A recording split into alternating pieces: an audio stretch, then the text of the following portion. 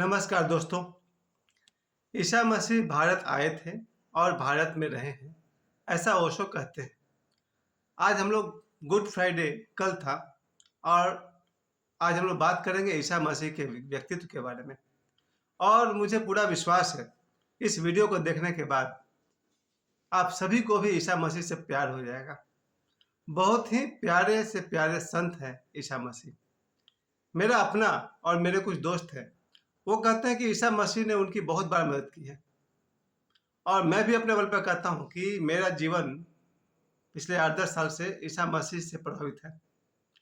Good Friday कल था और कल मैं सारा दिन एक तरह से मैं उदास रहा, क्योंकि गुड फ्राइडे के दिन क्या हुआ था आप सभी जानते हैं।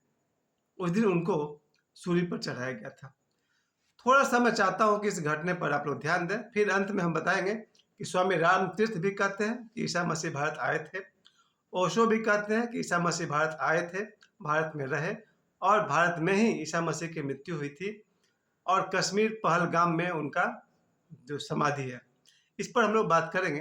लेकिन सबसे पहले हम चाहते हैं कि ईसा मसीह के व्यक्तित्व को पर मैं थोड़ा सा जो भी जानकारी है मेरा ओशो से मैंने पाया है कि ईसा मसीह इतने प्यारे हैं जैसे मेरे लिए भगवान राम है, भगवान कृष्ण है और वैसे ही ईसा मसीह है। एक बहुत प्यारे गुरु हैं महाअवतार बाबा जी। कहा जाता है कि महाअवतार बाबा जी और ईसा मसीह बहुत अच्छे दोस्त हैं। परमहंस योगानंद जी भी कहते हैं कि ईसा मसीह उन्हें साक्षात दर्शन दिए हैं, आमने सामने दर्शन दिए हैं। ओशो भी कहते हैं कि आज भी ईसा मसीह की एक गुप्त धारा साधकों की सहायता करती है। मतलब कि आज भी जब कोई मेडिटेशन करता है, ध्यान करता है, तो ईसा मसीह उनकी सहायता करते हैं। और मुझे लगता है कि ईसा मसीह उनकी भी सहायता करते हैं जो ईसा मसीह को भी नहीं जानते हैं।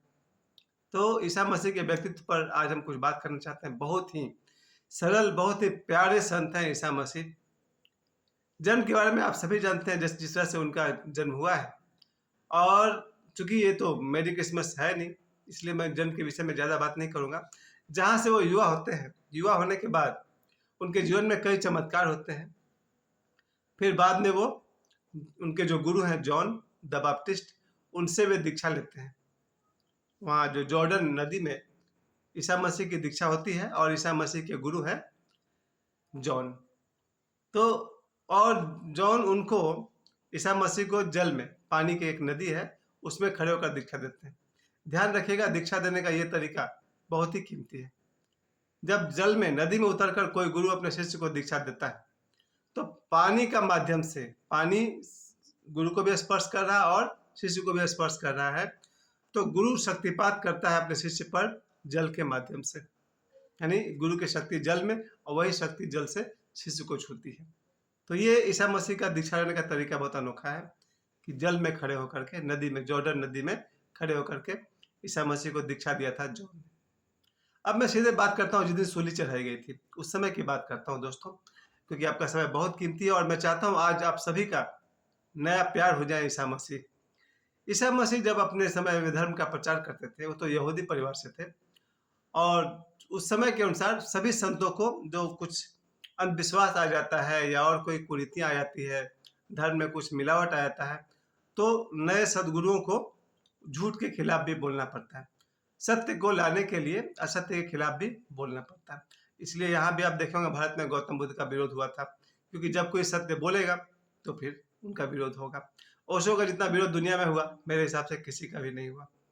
और उसी तरह से ईसा मसीह का भी उनके युग में विरोध होना शुरू हो गया था। उनके ही किंगडम में राजा और कुछ लोग थे जो ईसा मसीह के भी खिलाफ थे। वो मौका देख रहे थे कहाँ पर ये इनको कमजोरी को पकड़ा जाए। जैसे ईसा मसीह का संदेश है, गॉड इज लव या लव इज गॉड, प्रेम ही ईश्वर है। ये इतनी बड़ी साधना है कि आप 112 तरह से ध्यान कर सके और बिल्कुल नहीं कर सके तो भी यदि आप प्रेम कर सकें तो यही सबसे बड़ा ध्यान है। और प्रेम का अर्थ बेशर्त। अगर आपको आपकी बाइक से प्रेम है, कार से प्रेम है, पेड़ पौधों से प्रेम है, जंतुओं से प्रेम है, मनुष्यों से प्रेम है, तो इससे बड़ी कोई ध्यान साधना नहीं है। और ईसा मसीह यही साधना करवाते थे। लव इज गॉड या गॉड इज लव। उनसे कोई पूछता था ईश्वर क्या है, तो ईसा मसीह कहते थे ईश्वर प्रेम है। और मैं आपसे फिर से कहना चाहता हूं कि कोई भी ध्यान साधना अगर आप नहीं कर सकते हैं और अगर आपका स्वभाव में प्रेम है, आप सभी से प्रेम कर सकते हैं, सजीव से निर्जीव से, तो यही सबसे बड़ी साधना है। चलिए वापस आते हैं उस जगह पर जहाँ पर ईसा मसीह को पकड़ने का, अरेस्ट करने का उपाय लगाया जा रहा था। तो उनका ही एक 13वां शिष्य था, जुदास। वो प्रलोभन में आ गया क्योंकि ईसा मसीह को अरेस्ट करवाने पर कुछ इनाम था। तो उसने सोचा मौका अच्छा है, कुछ कमा लेंगे। तो ईसा मसीह के 12 शिष्य थे और 13वां शिष्य था जुदास। और जुदास को लालच पकड़ लिया कि अगर मैं ईसा मसीह को पकड़वा देता हूँ तो कुछ चांदी का सिक्का उसको इनाम मिलेगा। और आखिरी रात जहाँ वो अरेस्ट होते हैं ईसा मसीह, उस रात से एक रात पहले ईसा मसीह सभी शिष्यों को अपने हाथ से भोजन करवाते हैं, यानी कि स्वयं ही परोस रहे हैं। सभी शिष्य आश्चर्य में है कि आज ईसा मसीह अपने हाथ से परोस रहे हैं भोजन, कोई खास बात है क्या? और वहाँ ईसा मसीह कहते हैं कि ये रोटी नहीं है, ये क्या है? ऐसे करके वो भोजन परोसते हैं और कुछ कुछ उपदेश देते रहते हैं। कुछ तो डाउट हुआ कि ईसा मसीह ऐसा क्यों कह रहे हैं, ऐसा लग रहा है जैसे कि क्यों हम लोग को अपने हाथों से भोजन करा रहे हैं। और तो कहते हैं भाई ठीक है। उसमें से एक शिष्य कहता है कि ईसा मसीह बात उठाते हैं कि आजकल तो सरकार राजा सब मेरे खिलाफ चल रहा है वगैरह वगैरह। तो एक शिष्य जुदास कहता है कि हम तो आपको कभी नहीं छोड़ेंगे, हम हमेशा अपने गुरु के साथ रहेंगे। तब जीसस कहते हैं कि कल सुबह मुर्गा 3 बार बांग दे, उससे पहले तुम मुझे इनकार कर दोगे। फिर से सुनिए, ईसा मसीह कहते हैं जुदास को, पहले जुदास कहता है कि मैं अपने गुरु का साथ कभी नहीं छोड़ूंगा। तब जीसस कहते हैं जुदास को कि कल सुबह मुर्गा बांगने से पहले तुम मुझे इनकार कर दोगे, रिफ्यूज कर दोगे, रिजेक्ट कर दोगे। जुदास को बात तो समझ में नहीं आई कि सबके सामने जीसस क्या कह रहे हैं, लेकिन जुदास के भीतर ये लालच चल रहा था कि कैसे मैं जीसस को गिरफ्तार करवा करके चांदी के सिक्के कमा लूं। तो जुदास ने बाहर पुलिस को इन्फॉर्म किया और उस जमाने के पुलिस आकर के ईसा मसीह को, जहाँ वो प्रेयर कर रहे थे, प्रार्थना कर रहे थे किसी एकांत जगह में, वहाँ का उसने पता बता दिया और वहाँ आकर ईसा मसीह को गिरफ्तार कर लिया गया। ईसा मसीह के गिरफ्तार होते ही बाकी जो उनके साथ में शिष्य थे उन सभी को गिरफ्तार किया गया। 12 शिष्य थे जीसस को, उन सबको भी गिरफ्तार कर गया। ये 13वां शिष्य था जुदास। जब इसको पुलिस ने अरेस्ट करने के लिए आगे बढ़ा तो जुदास बोलता कि नहीं, मैं इनका शिष्य नहीं हूँ। एक बार फिर भी पुलिस कहता तुम इनके साथ क्यों हो? मतलब भाई मेरा विश्वास करो, मैं इनका शिष्य नहीं हूँ। 2 बार इनकार कर चुका। फिर भी कहा कि नहीं, तुम्हें गिरफ्तार किया जाएगा, तुम जीसस के साथ हो। तब उस जुदास ने कहा नहीं, ये मेरे गुरु नहीं है। जैसे उसने तीसरी बार कहा, मुर्गे ने भागने की आवाज दी, कुकरू कू, यानी सुबह का समय हो चुका था। तब जीसस की बात सभी को याद आई और जुदास को याद आई कि ईसा मसीह ने कहा था कल सुबह मुर्गा के बांग देने से पहले 3 बार तुम मुझे इनकार करोगे, तुम मुझे रिजेक्ट करोगे। और ईसा मसीह को गिरफ्तार कर लिया गया और ईसा मसीह को जो एक पहाड़ है उसके ऊपर उनको एक सूली, बहुत भारी सूली लेकर के अपने कंधे पर उस पहाड़ पर चढ़ना था। फिर रास्ते में उनके ऊपर चाबुक बरसाए जा रहे थे, उनके माथा में कांटा वाला कुछ मुकुट पहना दिया था। तो लोग गदा से इस पर भी मार रहे थे और चाबुक से भी मार रहे थे ईसा मसीह को। और उनको पहाड़ पर बहुत भारी एक सूली को लेकर के चढ़ना था, अपना क्रॉस अपने कंधे पर लेकर चढ़ना था। तो मैं जब डॉन बॉस्को चर्च जाया करता था बम्बई में, बांद्रा में, तो मैंने वहाँ पर देखा था दीवार पर बना हुआ है मूर्ति टाइप का, लिखा है जीसस फॉल्स फर्स्ट टाइम, यानी उस पहाड़ पर चढ़ते समय जीसस एक बार गिर जाते हैं। बहुत भारी रहा होगा वो सूली, तो कमजोर शरीर रहा होगा, वो जीसस गिर जाते हैं। तो आगे बढ़ करके उनकी माँ उनको सहारा देकर उठाती है। और एक थी लड़की साथ में, मैरी मैगदलीना, जो उस जमाने में कहा जाता है कि वो अच्छी महिला नहीं थी, लोग उसको पसंद नहीं करते थे, लेकिन जीसस उसको बहुत मानते थे और जीसस की शिष्या थी। तो जब जीसस को अरेस्ट किया गया था तो पूरे समाज ने उनको छोड़ दिया था। यही 2 लोग साथ थे, मैरी मैगदलीना और उनकी माँ मरियम। Jesus falls first time. उसके बाद फिर इनको चाबुक मारते हुए लोग ऊपर भेजते हैं। जीसस कुछ दूर ऊपर जाते हैं पहाड़ पर और फिर लिखा हुआ है जीसस फॉल्स सेकेंड टाइम। और इतनी भारी है कि जीसस दोबारा गिर जाते हैं वो भारी सा सूली लेकर के। फिर उन्हें चाबुक से मारा था, यही लोग उठाती है, मरियम, माँ मरियम और मैरी मैगदलीना। 2 बार गिरे, फिर तीसरी बार भी जीसस गिरते हैं, जीसस फॉल्स थर्ड टाइम। और उस पहाड़ के ऊंचाई तक पहुंचते पहुंचते जीसस 3 बार गिर जाते हैं भारी सूली को उठाते हुए। और फिर वहां पहुंच जाते हैं गंतव्य तक और वहां उनको सूली पर चढ़ा दिया जाता है। बड़े बड़े आपने देखा होगा फोटो, उनके हाथ को फैला दिया गया है और उनके हाथ पर बड़े बड़े कील ठोक दिए जाते हैं। पैर के ऊपर रख करके इस पर कील ठोक दिए जाते हैं और इस तरह से उनके हाथ और पैर से खून बहते जाता है। उस तरह की सजा में कम से कम 3 दिन लगता है शरीर का सारा खून बह जाने में। और शुक्रवार के दिन उनको सूली पर चढ़ाया गया था। इसके पीछे कहा जाता है, ओशो कहते हैं कि एक साजिश थी। कुछ राजा के लोग ऐसे थे जो जीसस को पसंद करते थे, प्रेम करते थे। उन्होंने सेटिंग किया कि इतना प्यारा इंसान ईसा मसीह और ये सूली पर चढ़ रहा है, इसको बचाने का कुछ उपाय किया जाए। तो उन लोगों ने जानबूझकर डेट चुन लिया था शुक्रवार, फ्राइडे, क्योंकि शनिवार रविवार को यहूदी कोई काम नहीं करते हैं। तो इन्होंने सोचा कि दोपहर होते होते इनको सूली पर चढ़ाएंगे और जैसे ही शाम होगा इनको सूली से उतार लेंगे, कानूनन कि अब आप सूरज ढलने के बाद किसी को सजा नहीं दे सकते और शनिवार रविवार को आप कोई काम नहीं कर सकते। अब जीसस को ज़्यादा से ज़्यादा मंडे को सूली पर चढ़ाया जाएगा। तो जीसस को बचाने के लिए कुछ ऐसी व्यवस्था हुई इंटरनली कि इनको फ्राइडे के दिन इनको सूली पर चढ़ाया गया। बहुत ही कठिन रहा होगा, बूंद बूंद इनके शरीर से खून का बहना। और वहाँ ईसा मसीह कहते हैं अपने प्रेयर में कि हे ईश्वर, ये नहीं जानते ये लोग क्या कर रहे हैं, इन्हें तो माफ कर देना। ध्यान दीजिए, ईसा मसीह कहते हैं उन लोगों के बारे में जो उनको सूली चढ़ा रहे हैं कि हे ईश्वर, इन्हें माफ कर देना, ये नहीं जानते ये लोग क्या कर रहे हैं। यहीं पर एक कहानी आती है कि ईसा मसीह के बाएं और दाएं 2 चोर, उनको भी सूली दिया गया था। माफी के नाम पर कहा गया, राजा ने कहा कि मैं इन चोरों को तो छोड़ सकता हूँ लेकिन जीसस को नहीं छोड़ सकता हूँ।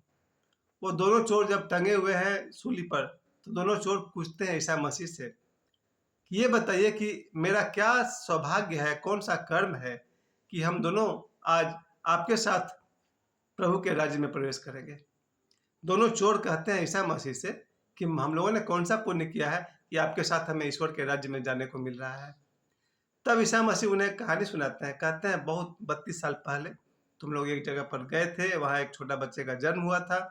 राजा का आदेश था कि इस बच्चे की हत्या कर दी जाए क्योंकि आगे ये बच्चा खतरनाक होगा।